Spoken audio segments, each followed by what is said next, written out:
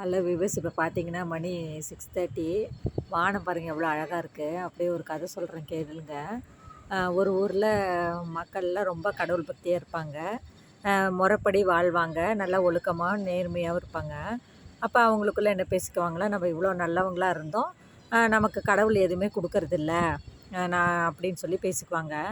அப்போ கடவுள் அதை இவங்க பேசிக்கிறத பார்த்துட்டு மேலேருந்து வந்துட்டு, நான் வந்து கடவுள் அவங்க முன்னாடி வந்து ஊர் மக்களுக்கு முன்னாடி வருவார். சரி, நீங்கள் சொல்கிற மாதிரி உண்மைதான், நீங்கள்லாம் ரொம்ப நல்லா பக்தியாகவும் நேர்மையாக வாழ்கிறீங்க.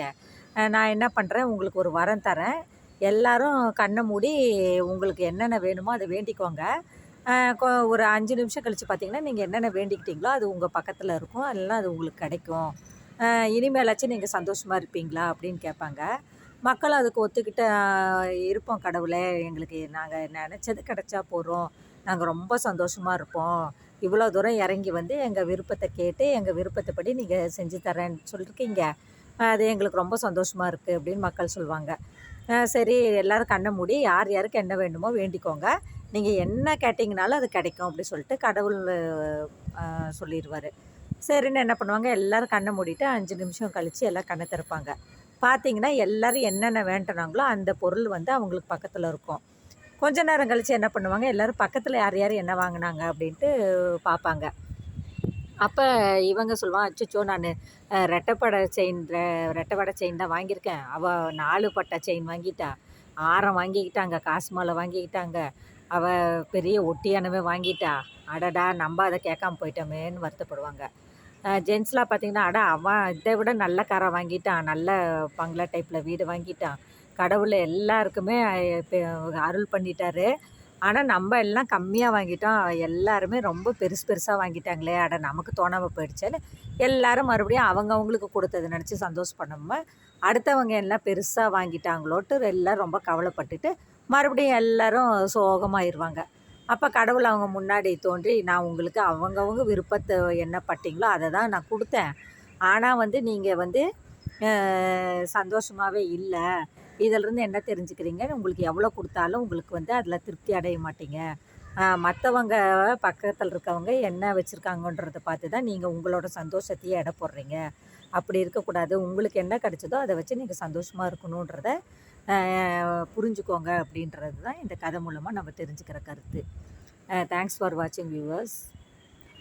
அப்படியே இன்னொரு கதை சொல்கிறேன். நம்ம எப்பயுமே ஒரு சிலர் என்னென்னா, கடவுள்கிட்ட நமக்கு இது வேணும் அது வேணும்னு வேண்டிக்குவோம். என்னை பொறுத்த வரைக்கும் என்னென்னா, அப்படி வேண்டாமல் நம்ம வந்து கடவுளோட விருப்பத்துக்கே விட்டுறணும். சாமி நீங்கள் என்ன நினைக்கிறீங்களோ அதை கொடுத்தா போகிறோம், அதை தான் நம்ம நம்ம சின்னதாக கூட கேட்டுருவோம், கடவுள் நமக்கு பெருசாக கொடுக்கணுன்னு கூட நினச்சிருக்கலாம்ல. அதுக்கு தான் ஒரு சின்ன கதை இது. ஒரு ஊரில் ஒரு சின்ன குட்டி பையன் வந்து அவங்க அப்பா கூட கடைக்கு போவான். அப்போ கடைக்காரர் வந்து அவங்க அப்பா வாங்கின சாமான்லாம் வாங்கின பிறகு அந்த குட்டி பையன்கிட்ட சாக்லேட் ஜாரை நீட்டி, கண்ணே உனக்கு வேண்டிய சாக்லேட்டை நீ எடுத்துக்கோ அப்படின்னு சொல்லி சாக்லேட் ஜாரை நீட்டுவார். அப்போ அந்த குட்டி பையன் சொல்லுவான், இல்லைங்க, நீங்களே எனக்கு உங்கள் கையில் அள்ளி கொடுத்துருங்க, எனக்கு அதே போகிறோம், நான் எடுக்க மாட்டேன், நீங்களே உங்கள் கையில் அள்ளி கொடுத்துருங்க அப்படின்னு சொல்லி அந்த பையன் சொல்லும். சரின்னு சாக்லேட் வாங்கிட்டு வீட்டுக்கு வந்துடுவாங்க. உடனே அவங்க அப்பா கேட்பார், ஏன் கண்ணு நீ ஒன்றை எடுத்துக்க சொன்னால் நீ வந்து அவரையே கொடுன்னு சொல்லிட்டியே அப்படின்னு அவங்க அப்பா ஆச்சரியமாக கேட்பார்.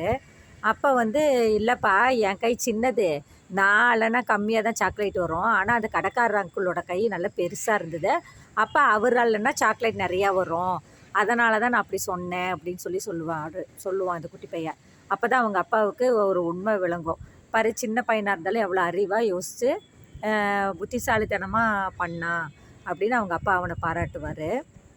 இந்த கதையிலேருந்து என்ன தெரிஞ்சுக்கிறோன்னா, நாம் விருப்பப்பட்டு கேட்குறது கூட சின்னதாக இருக்கும், ஆனால் கடவுள் வந்து நமக்கு கொடுக்கறது பெருசாக கூட இருக்கலாம், அதனால் எது வேண்டனாலும் அவரோட விருப்பத்துக்கு ஏற்ற மாதிரி கொடுங்க அப்படின்னு சொல்கிறது என்னை பொறுத்த வரைக்கும் புத்திசாலித்தனமாக தெரியுது. தேங்க்ஸ் ஃபார் வாட்சிங் வியூவர்ஸ்.